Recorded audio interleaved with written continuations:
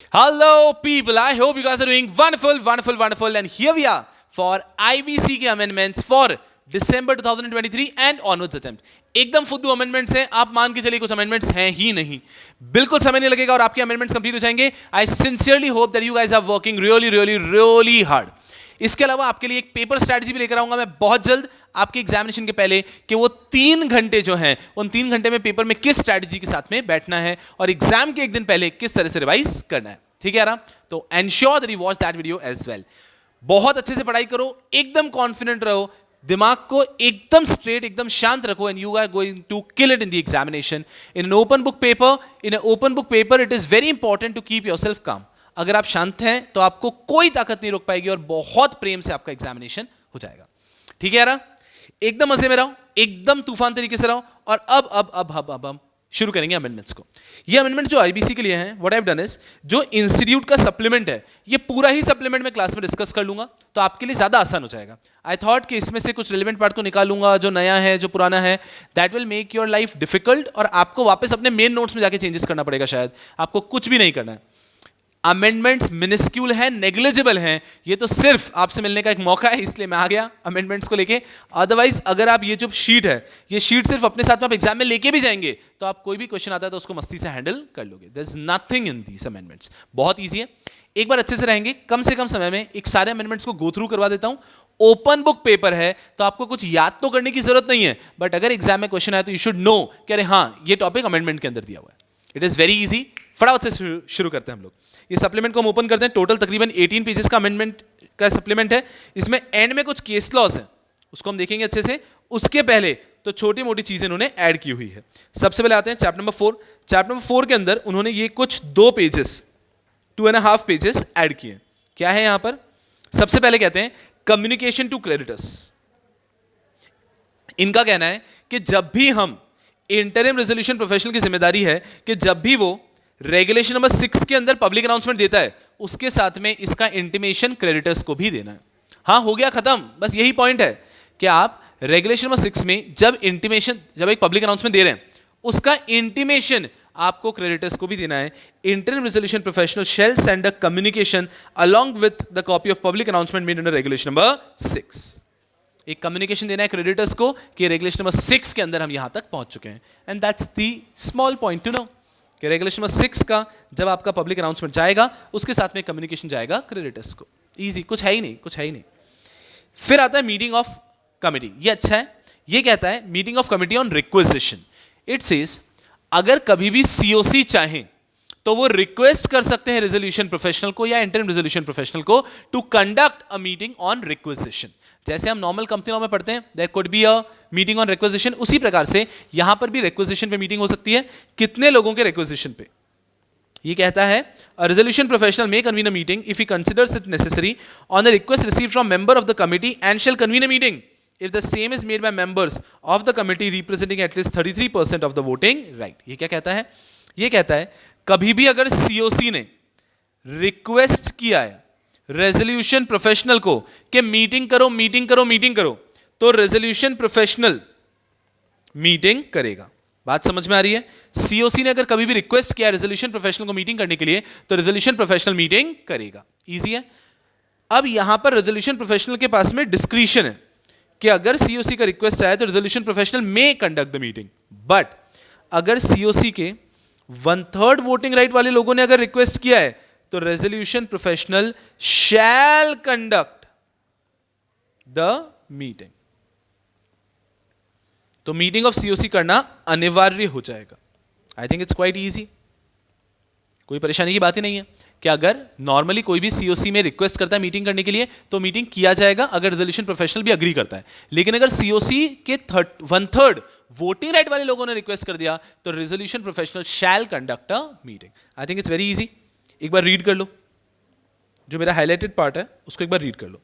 बहुत ज्यादा आसान है. मैं पूरा ही सप्लीमेंट आपको कवर करवा दूंगा ताकि आपको बिल्कुल परेशानी नहीं आए और इस सप्लीमेंट का प्रिंट आउट लेके आप एग्जामिनेशन के अंदर लेके जा सकते हैं.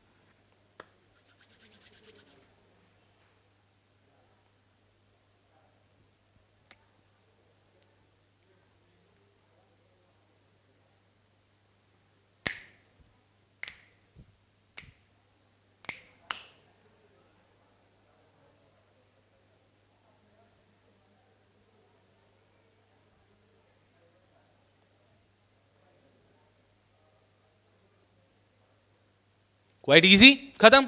सिमिलर चीज यहां पर भी एक चीज दे रखी है कि अगर मीटिंग होने ही वाली है, सीओसी की मीटिंग होने वाली है और क्रेडिटर्स रिक्वेस्ट करते हैं कि मीटिंग में ये एजेंडा भी ऐड कर दो, तो भी रेजोल्यूशन प्रोफेशनल चाहे तो वो एजेंडा ऐड कर सकता है। लेकिन अगर सीओसी के अंदर जिनके पास 1/3 वोटिंग राइट है, उन्होंने रिक्वेस्ट कर दिया कि ये एजेंडा भी मीटिंग में ऐड होना चाहिए, तो वो एजेंडा भी मीटिंग में ऐड होगा। रीड दिस, मैं रुका हूं आपके लिए, एकदम हॉले, एकदम हॉले, आपको पता भी नहीं चलेगा और आपका ये पूरा सप्लीमेंट कवर हो जाएगा। There is nothing in this supplement, बहुत ही आसान है, एकदम मजे, एक बार ही रीड करो। जहां पे थोड़ा भी इंटरप्रिटेशन है ना, वो एक बार अच्छे से रीड करना है।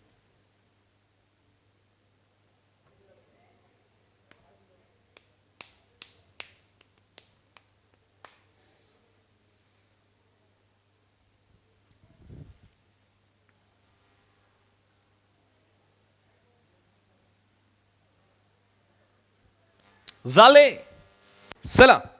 Next is regulatory fees. ये बताता है कि कितना रेगुलेटरी फीस पे करना है, कितना आपको आईबीबीआई को फीस पे करना पड़ेगा। दो जगह पे बताता है ये। पहला कहता है कि आपको 0.25% ऑफ द रियलाइजेबल वैल्यू, ये भी आपको पे करना पड़ेगा। ये कब पे करना पड़ेगा? अगर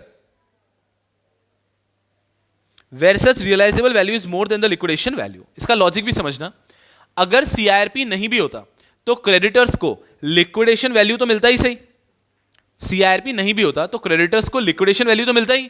ये सीआईआरपी हुआ, इसके लिए हमको लिक्विडेशन वैल्यू से ज्यादा मिला, तो सीआईआरपी को हम मानते हैं सक्सेसफुल, कि सीआईआरपी हुआ एंड यहां पे हमें realisation value is more than the liquidation value, we got more than the liquidation value. In that case we have to pay 0.25% of the total realised money to IBBI as a regulatory fee. I hope you are understanding. अगर हमें liquidation value से ज्यादा मिला, अगर हमें liquidation value से ज्यादा realisable value मिला, तो जो टोटल रियलाइजेबल वैल्यू है उसका 0.25% हमें आईबीबीआई को देना है as a regulatory fee. Very easy. इसके बाद में इनका कहना है कि अगर रियल एस्टेट प्रोजेक्ट के लिए हुआ है तो वहां पर आपको रेगुलेटरी फीस देने की जरूरत नहीं है। फिर आती है एक और चीज कि ये एक और रेगुलेटरी फी पे करनी है at the rate of 1% of the cost being booked in insolvency resolution process cost. आपके इंसॉल्वेंसी रेजोल्यूशन प्रोसेस कॉस्ट में जो भी आपका कॉस्ट हुआ है for hiring of any professional और other service by the interim resolution professional और resolution professional, ये रेजोल्यूशन प्रोफेशनल और इंटरिम रेजोल्यूशन प्रोफेशनल ने दूसरे प्रोफेशनल्स को अपॉइंट करने के लिए जो भी खर्चा किया उसका 1% भी आईबीबीआई को दिया जाएगा, बिकॉज उसके अंदर भी आईबीबीआई असिस्ट करता है। तो दो रेगुलेटरी फीस है जो आईबीबीआई को दिया जाता है। First one is more important, if the realisable value is more than liquidation value then 0.25% of the total realisable value has to be paid to IBBI. And secondly कहते हैं कि आपका जो भी इंसॉल्वेंसी रेजोल्यूशन प्रोसेस कॉस्ट था, जो आपने दूसरे प्रोफेशनल्स को अपॉइंट करने के लिए खर्च किया, इनकर किया, उसका 1% भी आपको आईबीबीआई को देना है एज ए रेगुलेटरी कॉस्ट। काफी आसान है, कोई बड़ी बात नहीं है, ठीक है। मोस्ट लाइकली ये सब नहीं पूछा जाता है, बट सप्लीमेंट में तो मैं एक बार डिस्कस कर रहा हूं। आप ये सप्लीमेंट एग्जाम में अगर कैरी करेंगे और आपने ये वीडियो देखा है तो अगर कोई भी क्वेश्चन आएगा तो आप बहुत मस्ती से हैंडल कर पाएंगे, बहुत ईजी है। इसके बाद में आता है fees to be paid to interim resolution professional and resolution professional, कि कितना फीस पे किया जाएगा। तो ये कहता है कि फीस आप पे करेंगे to interim resolution professional and resolution professional as per shall not be less than the fee specified in clause 1 for the period specified in clause 2 of schedule 2 of IBBI insolvency resolution process for corporate person regulation। तो एक regulation है, उसके clause 1 के हिसाब से आप payment करेंगे, तो फीस का पेमेंट किया जाएगा as per clause 1 of the regulation. उसके बाद में ये कहते हैं कि अगर आपको लगता है कि उससे ज्यादा फीस पे करनी है तो उससे ज्यादा भी आप पे कर सकते हैं, बट इससे कम पे नहीं कर सकते। उसके बाद में अगर आप चाहें तो आप एक परफॉर्मेंस लिंक्ड इंसेंटिव फीस भी पे कर सकते हैं, not exceeding 5 crore as per schedule 3 and 4। एकदम अच्छे से समझना, एक आईबीबीआई का रेगुलेशन आया, उस रेगुलेशन के शेड्यूल के अंदर दे रखा है कि आप रेजोल्यूशन प्रोफेशनल्स को कितना फीस पे कर सकते हैं। तो उन्होंने जो लिमिट दे रखी है शेड्यूल 1 शेड्यूल 2 के हिसाब से, उसके हिसाब से आप फीस पे करेंगे। और अगर आप चाहते हैं उनको परफॉर्मेंस लिंक्ड फीस भी देना है कि यार आप इतना अच्छा रेजोल्यूशन एप्लीकेंट लेकर आए who is buying the company at a very high price, आपको परफॉर्मेंस लिंक भी देना है, तो वो भी आप दे सकते हैं, नॉट एक्सीडिंग 5 करोड़। तो बहुत ईजी है। ऑब्वियसली एग्जाम में क्वेश्चन पूछना नहीं चाहिए, बट अगर पूछ लिया तो हम इसको पढ़ के जा रहे हैं कि यहां पर दे रखा है, एग्जैक्ट फीस वगैरह नहीं दे रखी है, बस ये बताया है कि जो आपका क्लॉज 1 और क्लॉज 2 है उसके हिसाब से आप फीस दे सकते हैं, उससे कम नहीं दे सकते, ठीक है। और फिर अगर आप इंसेंटिव बेस्ड फीस भी देना चाहते हैं तो क्लॉज 3 और 4 के हिसाब से बहुत मस्ती में दे सकते हैं, क्वाइट इजी।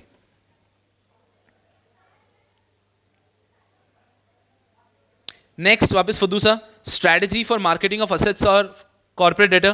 कि आपको स्ट्रैटेजी बनानी है फॉर मार्केटिंग ऑफ असेट्स और ये स्ट्रैटेजी प्रॉपर्ली आपको डिस्क्लोज करनी है। मार्केटिंग ऑफ असेट मतलब पब्लिक तक ये इंफॉर्मेशन जानी चाहिए कि ये कंपनी है, इसका सीआईआरपी चल रहा है। तो प्रॉपर स्ट्रैटेजी बनानी है, उसका प्रॉपर डॉक्यूमेंट बनाना है और वो प्रॉपर डॉक्यूमेंट सबमिट करना है आपको। Resolution professional shall prepare a strategy for marketing of the assets of corporate debtor. कि कॉर्पोरेट डेटा के सारे असेट्स के प्रॉपर मार्केट करेगा ताकि बेटर रेजोल्यूशन एप्लीकेंट आ पाए और बेटर प्राइस पे सेल हो पाए, ठीक है। ये कब करना है? ये तभी करना है where the total assets as per the latest financial statement exceeds 100 crore. अगर टोटल असेट्स 100 करोड़ से ऊपर जाते हैं तो ही आपको ये करना अनिवार्य है। और आपको प्रॉपर तरीके से decision of implementation of such strategy along with its cost shall be subject to approval of the committee. अगर कमिटी अग्री करता है तो ही आगे बढ़ेंगे। And the member of committee may also take measures for marketing of asset of the corporate data. ये क्या point हुआ? स्ट्रैटेजी फॉर मार्केटिंग असेट कि आपको एक प्रॉपर स्ट्रैटेजी प्रिपेयर करनी है in consultation with the COC. Resolution professional को proper strategy बनानी है कैसे हम मार्केट करेंगे। ये आपको स्ट्रैटेजी बनानी है, सीओसी को डिस्क्लोज करनी है, डॉक्यूमेंट करनी है स्ट्रैटेजी को। ये तभी करना है अगर टोटल असेट जो है वो 100 करोड़ से ज्यादा है तो। बहुत ईजी है। उसके बाद में आता है असेसमेंट ऑफ कॉम्प्रोमाइज और arrangement. It is also nothing. ये इतना सा कहता है कि जब भी आपका सीआईआरपी चल रहा है उस समय पे आपको असेस करना है कि कोई भी कॉम्प्रोमाइज और अरेंजमेंट की संभावनाएं हैं क्या, और कोई भी कॉम्प्रोमाइज और अरेंजमेंट की संभावनाएं नहीं है तभी आपको लिक्विडेशन के लिए अप्लाई करना है। तो कभी भी अगर एक कंपनी का सीआईआरपी फेल हो रहा है और वो लिक्विडेशन के लिए अप्लाई कर रहे हैं तब उनको एंश्योर करना है कि वो प्रॉपरली चेक करें कि कोई भी मर्जर अमालगमेशन की संभावनाएं हैं क्या। अगर यहां पे हम लोग देखते हैं, ये देखो, while deciding to liquidate the CD, अगर कॉर्पोरेट डेटर को आप लिक्विडेट करने का सोच रहे हैं, the committee shall examine whether to explore compromise और अरेंजमेंट। कंपनी को हर संभव प्रयास करना है कॉम्प्रोमाइज और अरेंजमेंट का, और वो नहीं हो रहा है तभी लिक्विडेशन के लिए अप्लाई करना है। लिक्विडेशन के लिए अप्लाई किया तब भी उनको ये कॉम्प्रोमाइज और अरेंजमेंट तो ढूंढते ही रहना है। ये चैप्टर नंबर 4 के अमेंडमेंट्स हो गए। अब मैं आपको मेरे दिल पे हाथ रख के बताऊं तो ये सिर्फ आपके सेटिस्फैक्शन के लिए कर रहे हैं। यहां पे कहीं पे भी सवाल पूछना संभव नहीं है, बट फिर भी एक पार्ट इस पे सवाल पूछा जा सकता है। देखो, ये अमेंडमेंट जो हमने पढ़ा कुछ भी नहीं है कि आपको कॉम्प्रोमाइज अरेंजमेंट की कोशिश करनी है। ओपन बुक एग्जाम है यार, अगर आप हाथ में ये रखोगे भी सही तो भी you will be able to handle it up. तो ये बस फाइल का प्रिंट आउट करके ले जाना, इतना सा कर लेना। कोई भी आपको कोशिश करते रहना है कि कॉम्प्रोमाइज और अरेंजमेंट जो है वो आप कंटिन्यूइंग तरीके से कोशिश कर रहे हैं लिक्विडेशन एप्लीकेशन देने के पहले। इवन एप्लीकेशन देने पर भी आपको कॉम्प्रोमाइज अरेंजमेंट की कोशिश करते रहना है। उसके बाद में ये बता रहे हैं कि आपको कॉर्पोरेट डेटा के असेट्स को मार्केटिंग करना है, उसकी स्ट्रैटेजी बनानी है if your asset size is more than 100 CR। बहुत ईजी। उसके बाद में आ रहा है कि resolution professional, interim resolution professional shall be paid the professional fees as per clause 1 and clause 2। उनको इंसेंटिव, प्रोफेशनल लिंक्ड इंसेंटिव भी दिया जा सकता है as per clause 3 and 4 which will not exceed 5 CR। Professional linked incentive जो है वो, performance linked incentive जो है वो 5 CR से ज्यादा नहीं होगा। काफी आसान। फिर ये आया, अच्छा, रेगुलेटरी फीस। ठीक है, ये भी इजी है, एग्जाम पॉइंट ऑफ व्यू इतना रेलेवेंट नहीं है, बट रेगुलेटरी फीस कि आपको 0.25% of the total realised value के ऊपर रेगुलेटरी फीस देना है। 0.25% रेगुलेटरी फीस देना है of the total realised value. पर ये तभी देना है अगर आपका realised value is more than the liquidation value, और रियल एस्टेट प्रोजेक्ट में देना नहीं। दूसरा आया 1% of the resolution process cost जो आपको प्रोफेशनल्स को हायर करने में लगी थी, वो भी आपको एज ए रेगुलेटरी फीस देना है। कितना ईजी है। उसके बाद में आया मीटिंग ऑफ कमिटी। ये अकेला ऐसा पार्ट है जिस पे एग्जाम में सवाल पूछा जा सकता है मेरे ओपिनियन में। मीटिंग ऑफ कमिटी क्या कहता है कि अगर कभी भी सीओसी कहेंगे रेजोल्यूशन प्रोफेशनल को तो रेजोल्यूशन प्रोफेशनल को मीटिंग करनी होगी। कभी भी अगर सीओसी कहेंगे तो रेजोल्यूशन प्रोफेशनल को मीटिंग करनी होगी। Very easy and clear. जब भी सीओसी कहेंगे रेजोल्यूशन प्रोफेशनल को मीटिंग करनी होगी। अगर सीओसी कितने हैं, 33% वोटिंग राइट के साथ आ रहे हैं तो। सो अगर सीओसी रिक्वेजिशन करते हैं और वो 33% वोटिंग राइट के साथ में रिक्वेजिशन कर रहे हैं तो रेजोल्यूशन प्रोफेशनल को मीटिंग करनी पड़ेगी। लेकिन अगर सीओसी 33% की वोटिंग के साथ नहीं आ रहे हैं, कम है, तो वो बोलेंगे रेजोल्यूशन प्रोफेशनल। अगर रेजोल्यूशन प्रोफेशनल चाहता है तो ही वो मीटिंग करेगा, डिस्क्रिशन आ जाता है। I hope you are understanding. If COC request resolution professional to conduct a meeting of COC, resolution professional may conduct a meeting of COC. But if resolution professional with a voting right of 1/3 of the total COC applies to resolution professional for conducting of a COC, then resolution professional shall conduct a meeting. और इसी में हमने देखा कि अगर 1/3 of COC एक requisition देते हैं जिसमें वो एक एजेंडा भी ऐड करना चाहते हैं, तो वो भी एक रिस्पॉन्सिबिलिटी बन जाती है of resolution professional to add that agenda. Quite easy. और पहला था कम्युनिकेशन सीओसी, कि आपको सीओसी को रेगुलेशन नंबर 6 के अंदर पब्लिक अनाउंसमेंट के साथ में कम्युनिकेशन भी देना है. ये चैप्टर 4 के अमेंडमेंट्स हो गए. क्या समय लगा? आई थिंक कुछ समय लगा ही नहीं है, हम तो अभी अभी मिले थे ना, और ये चैप्टर 4 के अमेंडमेंट्स हो गए. There is no amendment practically, बहुत ही ईजी है. इसके बाद में आते हैं हम चैप्टर 5 के. आपको बस क्या करना है, ये साथ में लेके जाना है. चैप्टर 5 के तो खैर कुछ आपको अमेंडमेंट करना ही नहीं है. चैप्टर 5 मस्ती से कट कर सकते हो, कोई अमेंडमेंट नहीं है. फिर आता है chapter number 17.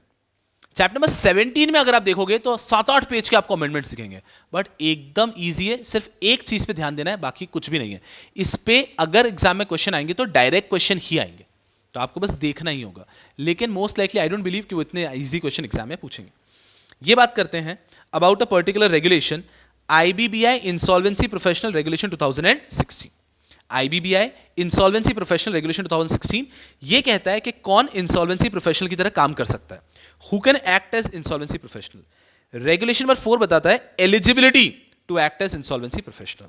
Don't even waste your time before the examination. यहां से यहां तक टाइम भी वेस्ट मत करो. ये क्या है?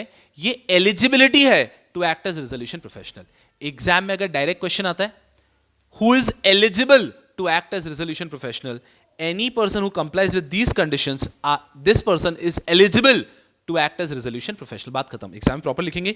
Regulation number 4 of IBBI insolvency professional regulation 2016 provides that such a person is eligible. अभी एग्जाम के पहले you should not even waste time to read this. Read भी मत करो. अगर एलिजिबिलिटी आ जाएगी तो यहां से यहां तक ही आपको लिखना है. अब एक सवाल आ सकता है कि सर एग्जाम में क्या हम कॉपी पेस्ट कर सकते हैं? आइडियली आपको कॉपी पेस्ट नहीं करना चाहिए, बिकॉज वो टाइम वेस्ट करता है. बट अगर कुछ ऐसा है, एलिजिबिलिटी जैसी चीज है, तो आपको यहां से यहां तक बस उसको लिख देना है. आई डोंट थिंक कि ये ओपन बुक पेपर में पूछा जाएगा, बिकॉज बहुत ईजी हो जाएगा, हर एक व्यक्ति लिख लेगा. तो ये हो गई एलिजिबिलिटी. उसके बाद में आता है recognition of insolvency professional entities. कि इंसॉल्वेंसी प्रोफेशनल एंटिटीज कैसे रिकॉग्नाइज हो सकती है. तो अभी बताते हैं कि इंसॉल्वेंसी प्रोफेशनल एंटिटीज वही रिकॉग्नाइज होगी जो ये सारे पॉइंट्स कंप्लाई करती है. तो ये वापस हो गया.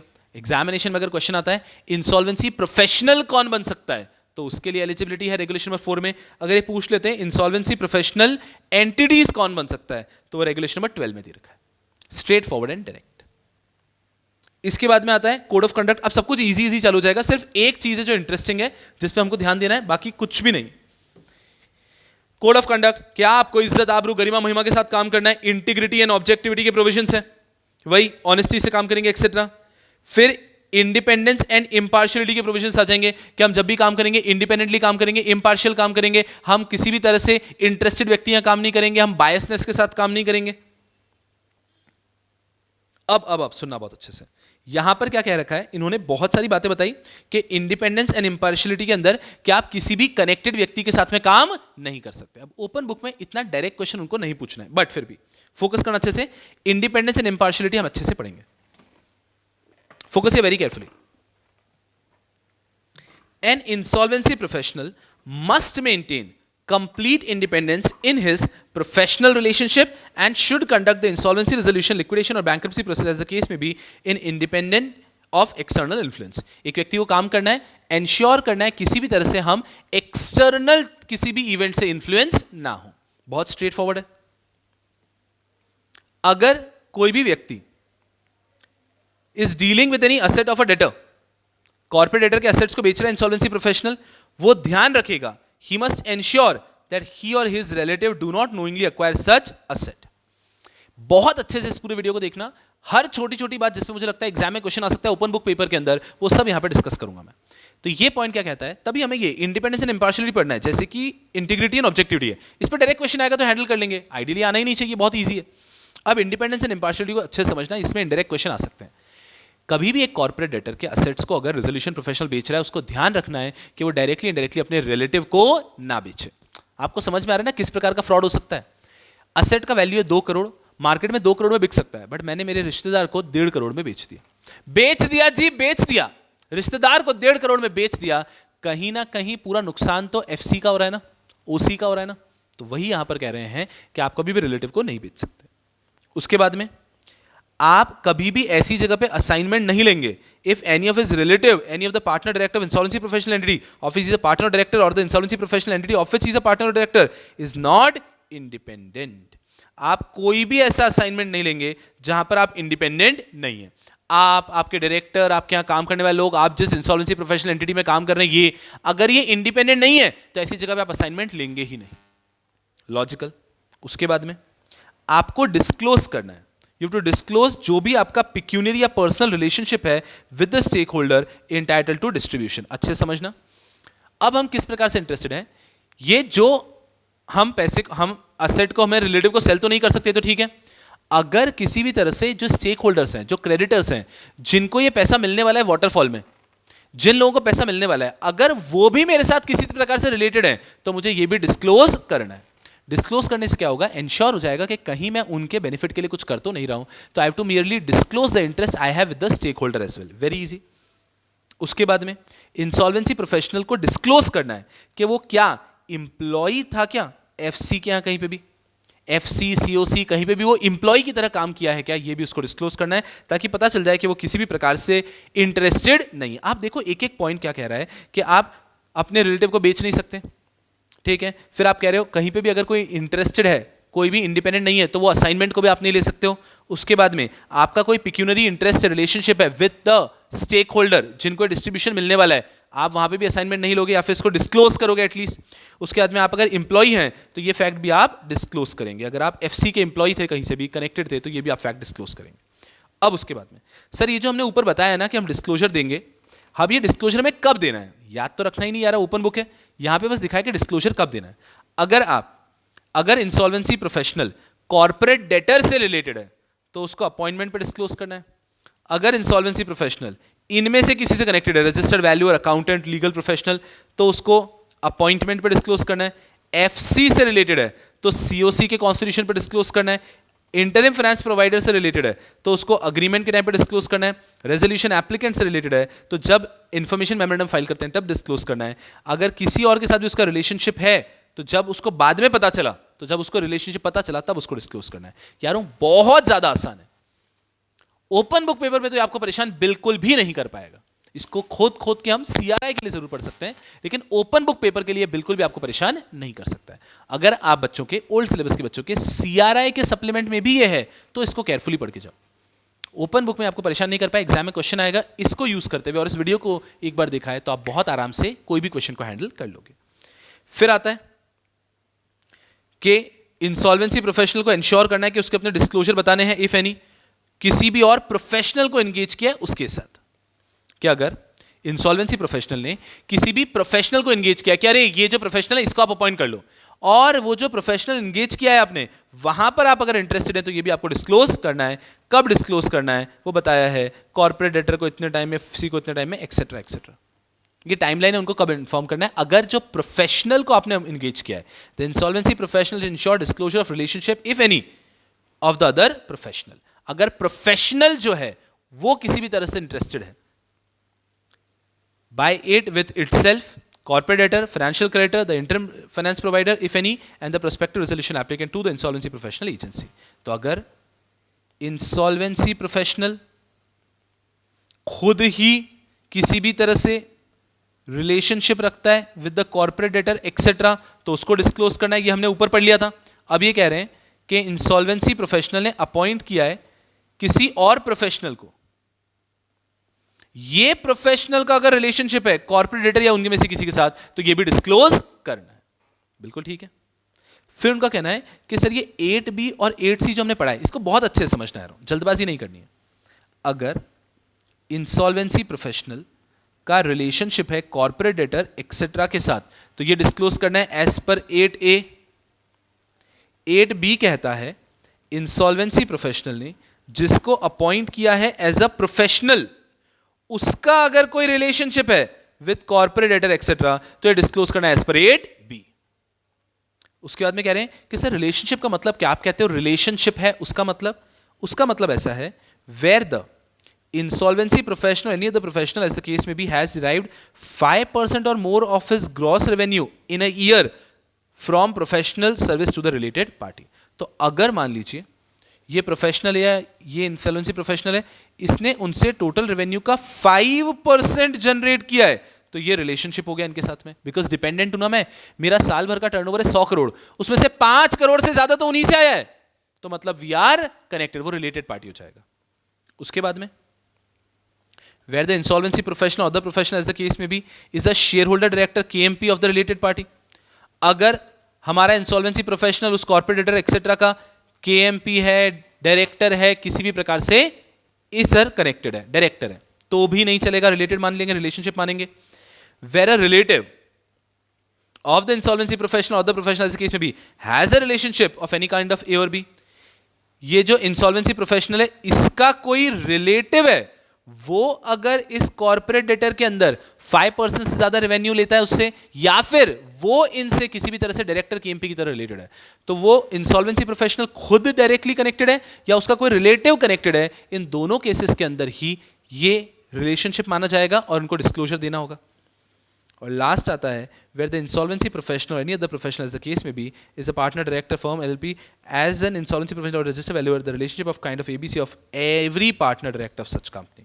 तो मान लीजिए ये प्रोफेशनल किसी एंटिटी का पार्ट है, इस एंटिटी का कोई भी डायरेक्टर A और B में से कोई भी रिलेशनशिप रखता है तो वो हो जाएगा डिस्क्लोजर रिक्वायर्ड। चलो बहुत ईजी है, अच्छे समझना। ये अकेला एक और पार्ट था जिसपे मुझे आपसे डिस्कस करना था, क्योंकि आप लोग खुद से पढ़ते थोड़े कंफ्यूज हो सकते थे। एकदम पीसफुली समझना। ये क्या कह रहा है कि अगर इंसॉल्वेंसी प्रोफेशनल हूं मैं, या फिर मैं इंसॉल्वेंसी प्रोफेशनल के द्वारा अपॉइंट किया गया प्रोफेशनल हूं, मैं अगर किसी भी तरह से रिलेशनशिप शेयर करता हूं विद द कॉर्पोरेट डेटर और देयर FC एक्सेट्रा, तो मुझे डिस्क्लोजर देना जरूरी है। आई रिपीट अगेन, अगर मैं रेजोल्यूशन प्रोफेशनल हूं, इंसॉल्वेंसी प्रोफेशनल हूं, या फिर मैं any professional appointed by resolution professional हूं, और मैं कॉर्पोरेट डेटर में या FC में या उसी में किसी भी तरह से रिलेशन रखता हूं, तो इस केस में मुझे डिस्क्लोजर देना है। अब रिलेशन क्या होता है, इन्होंने बताया कि मेरा जो टर्नओवर है वो 5% से ज्यादा उन्हीं से आता है, या फिर मैं उस एंटिटी का डायरेक्टर KMP पार्टनर ऐसा कुछ हूं, लॉजिकल डायरेक्टर KMP हूं। तो फिर उन्होंने ऐड किया कि मेरा रिलेटिव भी अगर ये A B में से कोई भी कंडीशन कंप्लाई करता है तो भी मुझे डिस्क्लोजर देना है, और मेरा कोई भी पार्टनर एम्प्लॉय भी ये रिलेशनशिप रखता है तो भी डिस्क्लोजर देना है। Very very easy. बस इसके बाद में कुछ भी नहीं है। इसके बाद में बता रहे हैं कि सारे डिस्क्लोजर आपको टाइम पे देने हैं, ठीक है। कोई और प्रोफेशनल है तो भी देना है डिस्क्लोजर।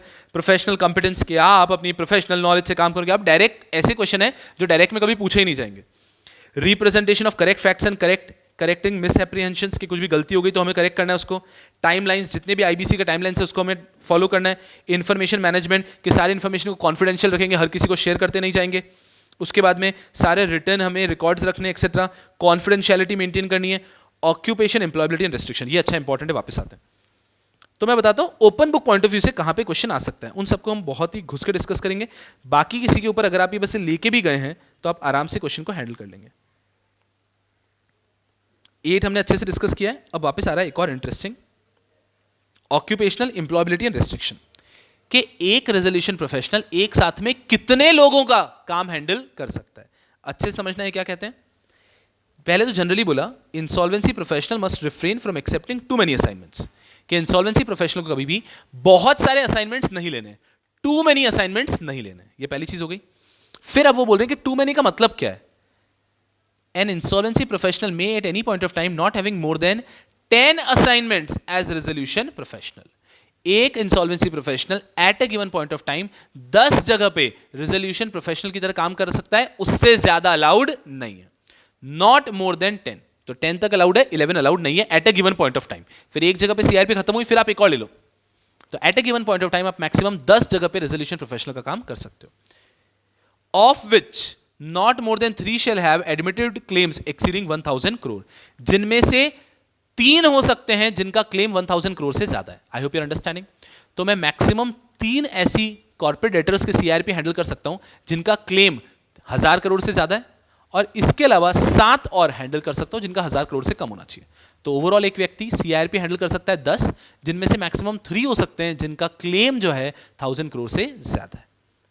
बहुत ईजी है, बाकी सब ठीक है। यही एक मेन पॉइंट था।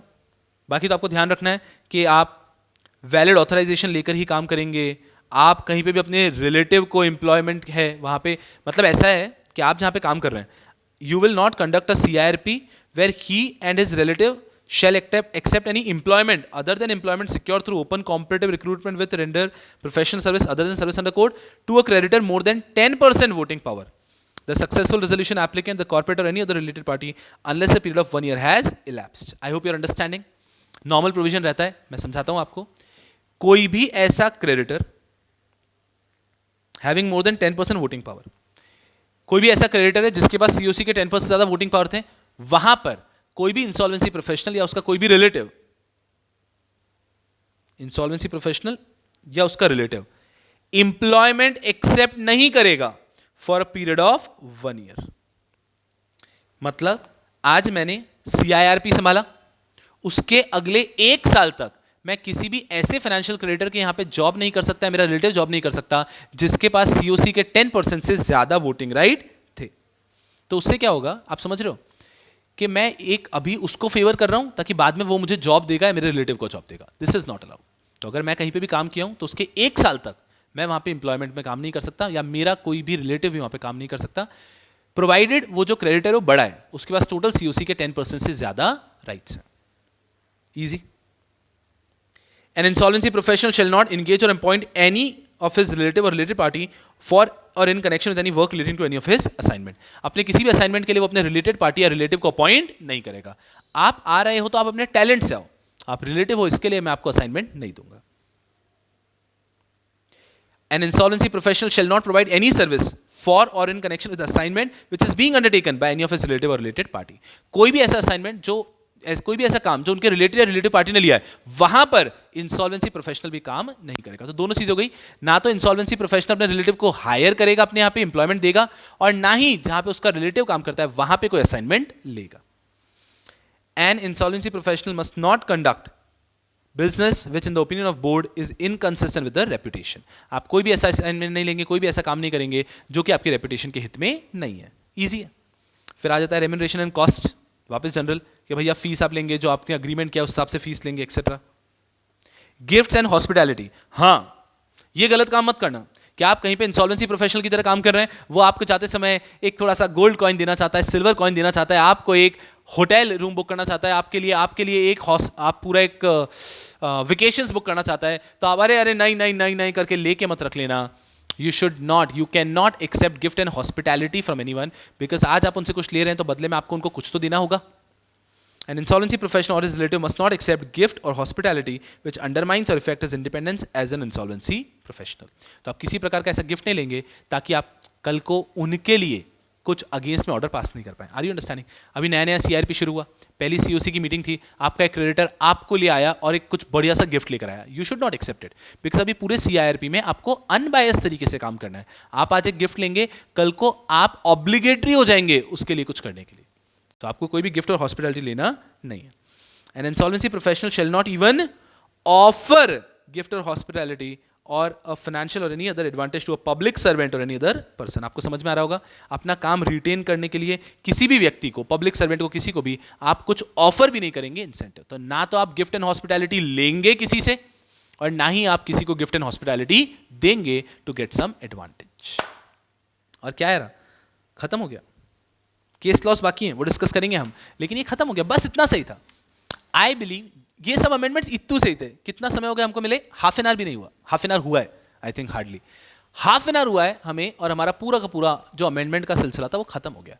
ओपन बुक एग्जामिनेशन में आपको कभी भी अमेंडमेंट से नहीं घबराना है. आपको सिर्फ क्या करना है, अच्छे से पेपर कंप्लीशन पे ध्यान देना है. पूरा फाइट पेपर कंप्लीशन का है.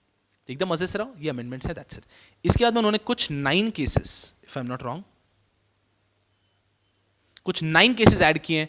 बहुत इजी केस हैं, बहुत इजी केस हैं. ये इजी केसेस कंप्लीट कर लेते हैं, you are done. Just carry this in the examination and you will be super sorted. चलो यार,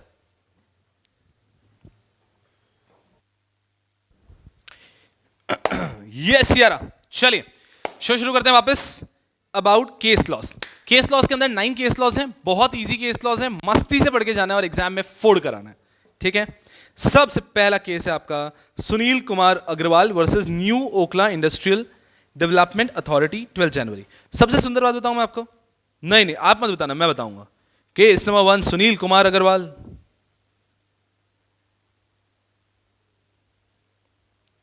केस नंबर 5 फिर से सुनील कुमार अग्रवाल. और ये मत सोचना अलग अलग है, सेम जजमेंट है। 12 जनवरी 2023, 12 जनवरी 2023। तो एक ही बार पढ़ना है और डबल धमाका होगा इससे। ये क्या कह रहे हैं, इनका कहना है national company law, national company law appellate tribunal principal bench new Delhi. रुको आपके लिए और इजी करते हैं।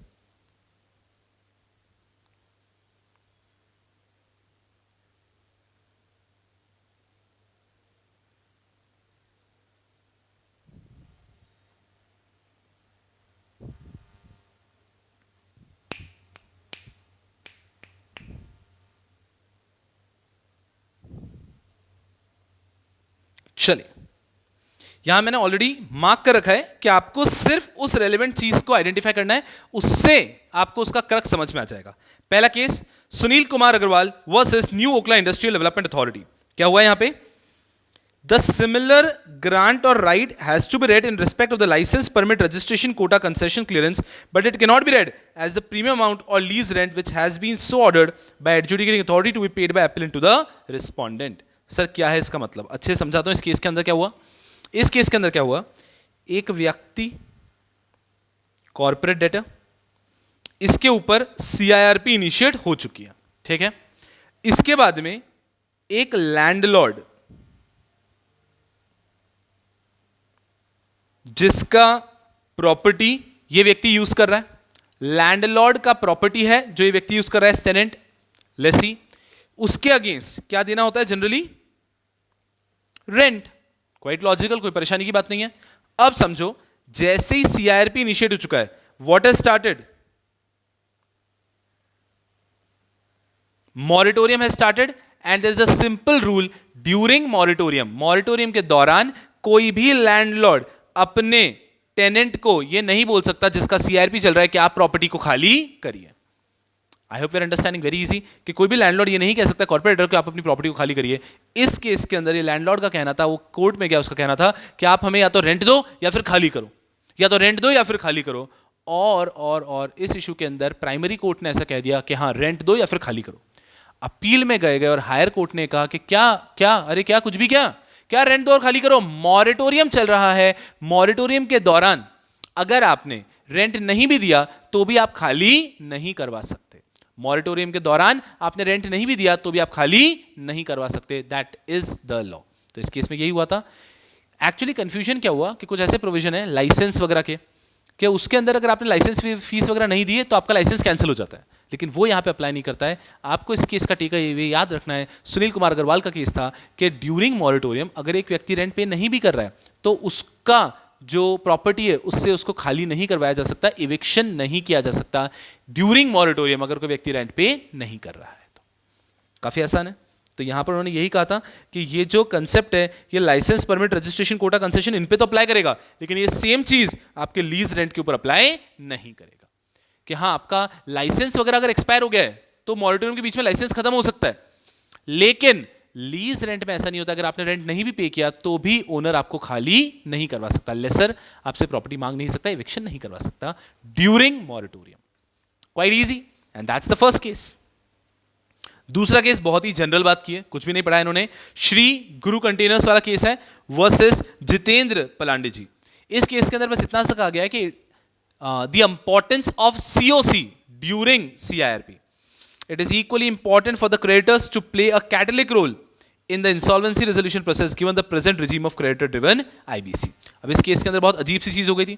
इस केस के अंदर हुआ क्या था, सीआईआरपी इनिशिएट करा दी तो ऑफिशियल लिक्विडेटर ने ऑपरेशनल क्रेडिटर ने सीआईआरपी इनिशिएट करवा दी, उसके बाद वो इंटरेस्टेड ही नहीं है, वो डीले करे जा रहा है, इन्फॉर्मेशन ही फाइल नहीं कर रहा है। और अब यहां पर जब सीआईआरपी फेल हो रही है तो वो कह रहे हैं कि ये तो पूरी की पूरी गलती किसकी थी, इंसॉल्वेंसी प्रोफेशनल की। देखो बहुत प्यारा वर्ड इन्होंने यूज किया है कि आप यहां पे इंसॉल्वेंसी रेजोल्यूशन प्रोफेशनल को स्केपगोट नहीं बना सकते, कि पूरी गलती उसके सर पे नहीं दे सकते। ये जो रिजीम बनाया है क्रेडिटर्स के लिए बनाया, तो creditors have to play an active role. तो इस केस में हुआ ऐसा था कि ऑफिशियल लिक्विडेटर ने ही इनिशिएट करवाया, और इनिशिएट करवाने के बाद में वही टाइम नहीं दे रहा है, वही कुछ फाइलिंग नहीं कर रहा है, कुछ कर ही रहा है, और इंसॉल्वेंसी अब जब फेल होने लग गई तब वो कह रहा है अरे नहीं ये तो पूरा का पूरा इंटरिम रेजोल्यूशन प्रोफेशनल की गलती थी। ये तो इंटरम रेजोल्यूशन प्रोफेशनल की गलती है कि उसने टाइमलाइंस फॉलो नहीं की। अरे सर, आपकी जिम्मेदारी आपने निभाई नहीं ना। और करंट सिनेरियो, करंट रिजीम के अंदर creditors have to play an active role. तो आपने इन्फॉर्मेशन नहीं दी, आपकी गलती है, तो अब आप पूरी की पूरी गलती इंटरम रेजोल्यूशन प्रोफेशनल के ऊपर धकेल नहीं सकते। ये एक बहुत ही जनरल केस है। इस केस के अंदर बात की है that COC has to play an active role, और आप इंटरम रेजोल्यूशन प्रोफेशनल को स्केपगोट नहीं बना सकते। आपने टाइमली इन्फॉर्मेशन फाइल नहीं की, इसके लिए सिंपल। तो यहां पर फोड़ा उसको, ऑपरेशनल क्रेडिटर को, उसको बोला कि आपने टाइम पे फाइल करना चाहिए। आप यहां पर IRPRO के ऊपर कोई भी गलती दे नहीं सकते। बहुत जनरल सा केस है। इसके बाद में आता है आपका एक case in the matter of, बस ऐसे ही छोटे छोटे 9 केसेस हैं। In the matter of Vallal RCK versus messrs Shiva industries and holding limited and others. इसमें क्या हुआ है, अगर 90% or more of the creditors in their wisdom after due deliberation find that it will be in the interest of all the stakeholders to permit settlement and withdraw CIRP, the adjudicating authority or the appellate authority cannot sit in an appeal over the commercial wisdom of COC. क्या कहते हैं ये, पहले भी मैं आपको पढ़ा चुका हूं बैच के दौरान भी। ये वाले केसेस सिमिलर केस है कि अगर COC 90% के वोटिंग राइट से डिसीजन ले लेते हैं that the CIRP has to be withdrawn, then CIRP has to be withdrawn, story over. आप कुछ भी नहीं कर सकते। अगर ये ऑर्डर पास हो गया है that CIRP has to be withdrawn, then CIRP has to be withdrawn. यहां पर NCLT एक्टिव पार्टिसिपेशन करके ये नहीं बोल सकते क्यों विड्रॉ होगा, नहीं विड्रॉ होगा, आप विड्रॉ नहीं कर सकते। NCLT और NCLT cannot interfere in the decision of COC if COC by an approval of 90% decides to withdraw. NCLT कुछ नहीं कर सकता, NCLT इंटरफेयर नहीं कर सकता। सिंपल है। यस यारा, चलिए आते हैं केस नंबर 4 पे। In the case of Noida versus Anand Sonbhadra. बहुत ही प्रेम से पढ़ेंगे इस केस को, बहुत ही छोटा सा केस है, कुछ भी नहीं है। यहां पर झगड़ा किस बात का हुआ, नॉर्मली फाइनेंशियल क्रेडिटर कब बनते हैं, एक व्यक्ति जब किसी और व्यक्ति को देता है लोन या कोई भी अमाउंट इन मॉनेटरी टर्म्स, तो वो व्यक्ति बन जाता है, ये व्यक्ति बन जाता है फाइनेंशियल क्रेडिटर, और ये हमारे केस में है कॉर्पोरेट डेटर। एकदम सिंपल है। यहां पर झगड़ा दूसरा था। एक ऐसा व्यक्ति था हमारा जिसने कॉर्पोरेट डेटर को अभी तक कोई भी अमाउंट तो नहीं दिया, लेकिन उसने क्या दिया है, एक फैसिलिटी, जिससे कि कॉर्पोरेटर पैसे रेज कर सकता है। जैसे कि आप ऐसे समझिए ओवरड्राफ्ट फैसिलिटी, इस प्रकार से कि ये आपको फैसिलिटी साइन किए, अब हम आपको पैसे देंगे। अभी तक पैसे दिए नहीं है, अभी सिर्फ एक फैसिलिटी दी है कि इसके तहत हम आपको पैसे देने वाले हैं। Understand very carefully. There is a person, he has not given any amount to corporate debtor yet, but he has given a facility जिसके अंतर्गत अभी तक तो एक भी पैसे का ट्रांसफर हुआ नहीं है, लेकिन इस फैसिलिटी के तहत कॉर्पोरेट डेटर पैसे ले जरूर सकता है। सो लीगल इशू ये बन गया कि ऐसी कोई फैसिलिटी दी है हमने जिसके तहत अभी तक कोई अमाउंट दिया नहीं है, बस एक right to take the money दिया है। Corporator can any time has a right to take the money. तो क्या ये व्यक्ति फाइनेंशियल क्रेडिटर की तरह कैटेगराइज होगा या नहीं होगा? You think and tell me. एक व्यक्ति जिसने कुछ पैसा नहीं दिया है बट एक फैसिलिटी दी है कि जब चाहे आप पैसा ले सकते हैं, कॉर्पोरेटर ने अभी तक कुछ पैसा लिया भी नहीं है, क्या ये facility will qualify as financial creditor? जिस व्यक्ति ने फैसिलिटी दिया है, मैंने कहा है कि यहां से आपको धीरे धीरे पैसे आएंगे, अभी तक कुछ पैसे गए नहीं है। जैसे कि मैंने स्टैंडिंग पेमेंट कर दिया कि हर महीने आपको इतने पैसे जाने वाले, किसी भी प्रकार से मैं पैसे, एक फैसिलिटी साइन हुई है बस, जिसके तहत कॉर्पोरेटर को पैसे मिलेंगे, बट अभी तक कुछ पैसे मिले नहीं है। Will this person qualify as financial creditor? Most likely आपने विचार किया होगा यही जो सुप्रीम कोर्ट ने कहा, appellant is not a financial creditor. आते हैं फटाफट से यहां पे। The lessee has not raise any amount from the appellant under the lease, कि कोई भी अमाउंट रेज नहीं किया अभी तक, which is a transaction. The raising of amount which according to appellant constitutes the financial debt has not taken place, अभी तक ये हुआ ही नहीं है, in the form of any flow of funds from the appellant or lessor। और चूंकि कोई भी फ्लो ऑफ फंड्स नहीं हुआ है, वो व्यक्ति cannot qualify as financial creditor. तो अगर कोई व्यक्ति फैसिलिटी दे देता है लेकिन कुछ पैसे नहीं दिए हैं अभी तक, तो व्यक्ति फाइनेंशियल क्रेडिटर की तरह क्वालिफाई नहीं हो सकता। इसी के साथ में फिफ्थ केस तो हमने ऑलरेडी पढ़ लिया, सुनील कुमार अग्रवाल जी का केस है। इसके अंदर यही कहा था कि अगर कभी भी आपने, सुनील कुमार अग्रवाल का जो शुरुआत में केस पढ़ा था, कभी भी अगर आप एक कॉर्पोरेट डेटर हैं, आप किसी की प्रॉपर्टी लीज पे ले रखी है, उस पर आप लीज रेंटल नहीं दे पा रहे हैं, तो भी मॉरिटोरियम के दौरान आपको निकाला नहीं जा सकता है। फिर आता है एक छोटा सा केस, पॉइंट नंबर 6, ये भी आपको ऑलरेडी पढ़ाया हुआ है मैंने। Messrs. Ashish Ispat Private Limited versus Primus Pipes and Tubes. When a withdrawal application at value of code is filed prior to the constitution of COC. COC अभी तक constitute ही नहीं हुआ है और उसी के पहले विड्रॉल एप्लीकेशन फाइल कर दिया है, तो क्या 90% के कंसेंट की जरूरत है? जी नहीं. The requirement of 90% is not applicable.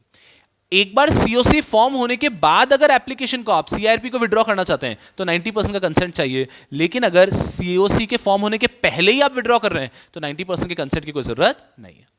I repeat again, मैं एक एफसी हूं, मैंने कंपनी के अगेंस्ट सीआरपी का एप्लीकेशन फाइल किया है, अभी तक सीओसी फॉर्म नहीं हुआ है, तो मैं अभी इसे विड्रॉ कर सकता हूं without any consent of 90% being required. लेकिन एक बार सीओसी फॉर्म हो गया फिर मैं भी चाहूं तो विड्रॉ नहीं कर सकता, फिर विड्रॉ होगा 12A के हिसाब से 90% कंसेंट के साथ. पहले भी पढ़ा है, बहुत ईजी सा केस है. फिर आता है 7, बहुत ईजी है ये भी. ये जनरल केस है वापस कि किसी भी हालत में NCLT does not have the scope for interference with the commercial aspect of decision of COC. COC कोई भी एक कमर्शियल एस्पेक्ट में डिसीजन ले लेता है, उसके ऊपर एनसीएलटी इंटरफेयर नहीं कर सकते. हम भी पहले बहुत बार पढ़ चुके हैं कि कोई भी कारण है, किसी भी केस के अंदर it is the commercial wisdom of CoC, they take the decision whether they want to interfere और not. NCLT can not interfere. They will take the decision कि उनको सीओसी डिसाइड करेगा कि उनको क्या साइन करना है, कौन सा रेजोल्यूशन एप्लीकेंट के रेजोल्यूशन प्लान को अप्रूव करना है, एवरीथिंग. ये सब है commercial wisdom of COC. NCLT will not interfere, even NCLT will not interfere in any qualitative analysis, quantitative analysis, debt asset, किसी में इंटरफेयर नहीं करेगा NCLT. It is the commercial wisdom of COC. वो decide करेंगे किसका resolution plan लेना है. बहुत ज्यादा आसान है. एक और छोटू सा case, supreme court in the matter of Lalit Kumar Jain versus union of India. Approval of resolution plan of a corporator undergoing CRP does not per se operate as a discharge to its surety guarantor of their liability under the contract of guarantee. आहा आहा आहा, ये एक entity है, ये एक corporate debtor है. किसी भी व्यक्ति ने का अगर कॉर्पोरेटर के साथ में कोई ट्रांजैक्शन था जिसमें उसने ये व्यक्ति को कुछ पैसे देने बाकी थे, ड्यूज थे, इसके लिए किसी और व्यक्ति ने श्योरिटी बना था या फिर आप कह सकते हो गारंटी ली थी. सो ए है, ए को कुछ पैसे देने बाकी हैं सीडी को, बी ने ए के बिहाफ पे गारंटी ली है. बिल्कुल ठीक है. अब क्या हो चुका है, कॉर्पोरेट डेटर जो है उनका सीआईआरपी हो चुका है, एक रेजोल्यूशन प्लान अप्रूव हो चुका है. क्या रेजोल्यूशन प्लान अप्रूव होने से ये व्यक्ति अपनी लायबिलिटी से खत्म हो गया? क्या अब तो रेजोल्यूशन प्लान अप्रूव हो गया ना, अब तो कंपनी एक नए सिरे से बढ़ेगी, अब मेरी कोई जिम्मेदारी नहीं है, बाय बाय टाटा, मैं जाता हूं? The answer to that is no. Approval of resolution plan of a corporate debtor undergoing CRP does not per se operate as discharge to its surety guarantor of their liability under the contract of guarantee. तो जिन भी लोगों ने guarantee दे रखी है वो guarantee अभी भी valid रहेगी. रेजोल्यूशन प्लान अप्रूव होने से जो गारंटर्स हैं वो अपनी गारंटी से पीछे नहीं हट सकते कि अब हमारा ट्रांजैक्शन चेंज हो चुका है. नहीं. तो अगर कोई रेजोल्यूशन प्लान अप्रूव भी हो गया है उसके बाद में भी गारंटर्स की लायबिलिटी कंटिन्यूइंग रहती है, वो कंटिन्यू होती है. सिर्फ रेजोल्यूशन प्लान बन चुका है, इसके लिए गारंटर कैन नॉट से अब हमारी लायबिलिटी कैंसिल हो गई. नहीं, लायबिलिटी कंटिन्यूस. और इसी के साथ में जो एक आखिरी केस आता है आपका, that is Ghanshyam Mishra and sons private limited versus Edelweiss asset reconstruction company. It simply says if there is any debt due to any government including statutory dues is covered under term creditor. अगर government creditor में covered है and in any other case by the term other stakeholder as provided under section 31(1) of IBC and hence an approved resolution plan is also binding on government. ये इतनी सी बात कहता है कि कोई भी रेजोल्यूशन प्लान अगर अप्रूव हुआ है तो वो गवर्नमेंट के ऊपर भी बाइंडिंग है. गवर्नमेंट ये नहीं कह सकता कि हमारे ऊपर बाइंडिंग नहीं है. वापस एक बार, once a resolution plan is approved by adjudicating authority, NCLT ने अप्रूव कर दिया है, the claim forming part of resolution plan stands frozen and claim not forming part of resolution plan stands extinguished. बहुत अच्छी बात बोली इन्होंने. दो चीजें बोली. सबसे पहली चीज कि एक रेजोल्यूशन प्लान अप्रूव होने के बाद में वो गवर्नमेंट के ऊपर भी कंपल्सरीली एप्लीकेबल है. गवर्नमेंट अगर क्रेडिटर थे या किसी भी तरह से स्टेक होल्डर थे तो उनके ऊपर भी ये एप्लीकेबल होगा कि जो रेजोल्यूशन प्लान फाइनल हो चुका है that is binding on the government as well. First. Second, एक बार रेजोल्यूशन प्लान अप्रूव हो गया, सीओसी ने अप्रूव कर दिया, फिर एनसीएलटी ने भी अप्रूव कर दिया, उसके बाद में वो फ्रीज हो चुका है, उसमें जो डेट है वही पे होंगे. अब कोई नया व्यक्ति क्लेम लेकर भी नहीं आ सकता है और जो डेट है वो हो चुके हैं फ्रीज. जैसा लिखा है वैसा ही पेमेंट किया जाएगा. अब उसमें कुछ भी चेंज नहीं हो सकते. मोस्ट इंपॉर्टेंटली, जो व्यक्ति अभी तक पैसे क्लेम करने के लिए नहीं आया वो रेजोल्यूशन प्लान अप्रूव होने के बाद नहीं आ सकता, ये ध्यान रखना है। क्या क्या चीजें सीखी हमने, 3 कह देता हूं मैं लास्ट केस में। In the case of Ghanshyam Mishra ji, पहला तो एक बार रेजोल्यूशन प्लान अप्रूव हो गया वो गवर्नमेंट के ऊपर भी बाइंडिंग है, ठीक है यार। दूसरी चीज हमने यहां पे सीखी कि रेजोल्यूशन प्लान एक बार अप्रूव हो गया फिर वो फ्रीज हो जाता है, फिर आप कोई भी चेंजेस उसमें नहीं कर सकते। और लास्ट चीज हमने सीखी कि एक व्यक्ति जिसने क्लेम सबमिट ही नहीं किया था और रेजोल्यूशन प्लान अप्रूव हो गया फिर वो अपना क्लेम सबमिट नहीं कर सकता, अब भूल जाओ, एक्सटिंग्विश हो गया आपका क्लेम, अब आप क्लेम कभी भी सबमिट नहीं कर पाओगे। आई think it's quite easy. I believe जो हमने इतनी मेहनत की रेगुलर बैच के अंदर, रेगुलर बैच में हमने बिल्डअप धीरे धीरे धीरे करके आईबीसी को इतना स्ट्रॉन्ग किया है दैट आप एग्जाम के किसी भी पेपर को सॉल्व कर पाओगे। और आई थिंक इस पिद्दू सी सप्लीमेंट शीट के लिए तो आपको मेरी कोई ज़रूरत ही नहीं थी, आप मेरी मदद के बिना भी बैठते तो इतना अच्छे से, इतना सुपर्ब आपका बेस बना हुआ है कि आप लोग बहुत मसी से एग्जाम में उस क्वेश्चन को हैंडल कर लेते। Have confidence on yourself, have faith in yourself, you are going to kill it. IBC के पेपर में एक गोल से हमें घुसना है कि पेपर 100 मार्क्स का कंप्लीट करके निकलना है, ठीक है। इसके अलावा भी बहुत सारी चीजें हैं जो पेपर स्ट्रैटेजी के अंदर आपके लिए लेकर आऊंगा। आई होप अभी के लिए you are super sorted with respect to IBC. खूब खूब पढ़ो एंड खूब आगे बढ़ो। Take care of yourself and I am going to see you guys soon. Bye bye.